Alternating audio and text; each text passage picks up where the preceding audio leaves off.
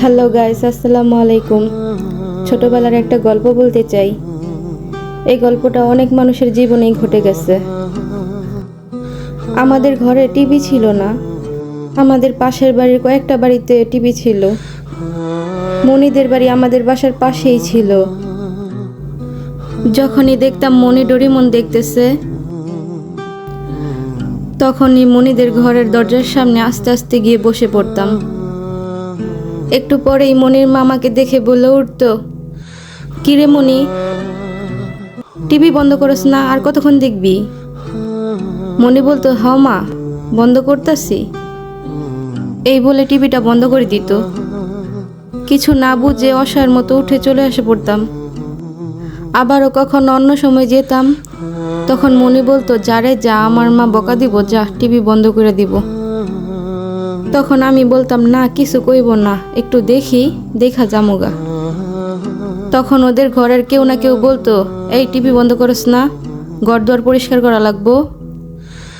এটা শুনে টিভি বন্ধ করে দিত, চলে আসতাম। এটা শুনে টিভি বন্ধ করে দিত, এটা শুনে চলে আসতাম। এরকম অনেকের ঘরেই যেতাম, কিন্তু সবাই একই রকম করতো। কিন্তু দেখেন, এখন আমাদের ঘরে টিভি আছে, কিন্তু টিভি দেখি না। কিন্তু যারা আমাদের সাথে এমন দুর্ব্যবহার করতো, এখন তারা আমাদের ঘরে এসে বসে থাকে, কিন্তু আমরা তাদের সাথে হাসি মুখে কথা বলি। আপনাদের কারোর সাথে যদি এমন হয়ে থাকে, তাহলে কমেন্টে জানাবেন, ফলো আর সাবস্ক্রাইব করে যাবেন, যাতে এরকম বাস্তব জীবনের ঘটনা আপনাদের সামনে তুলে ধরতে পারি। আচ্ছা, এসব বাদ দিন। আজকে বানাতে এসেছি বার্গার। আপনাদের আজকে বার্গার বানিয়ে দেখাবো।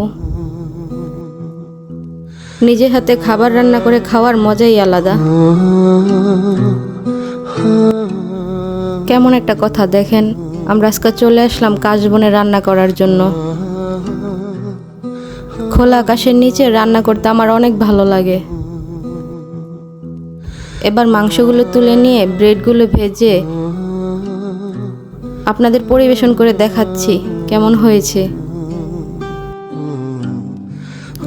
আর হ্যাঁ, আপনারা যদি রান্নার ভিডিও দেখতে চান, তাহলে আমার চ্যানেলটা সাবস্ক্রাইব আর ফলো করতে ভুলবেন না।